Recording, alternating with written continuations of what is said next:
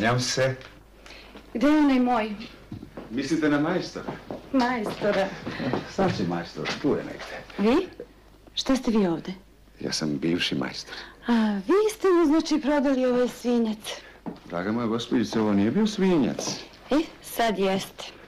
Pretvorio se u aljkavu mušku sedelicu. Draga moja gospođice, aljkavost je privilegija mladih, a stari izgledaju ovako.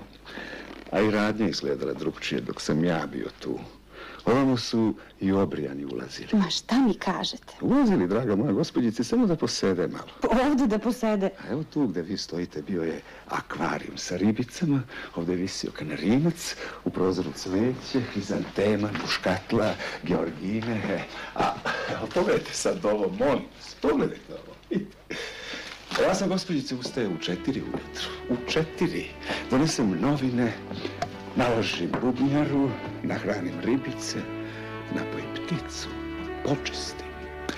Obučem mantiju, gdje je naravno čistiji, obrijem sebe, na peć bacim kore od jabuka i 2-3 kapi kolonske vode. I tako sačekujem mušterije. A od njega svi beže. A što vi to meni govorite? Ako se ne varam, vi ste njegova devojka. Još samo večeras.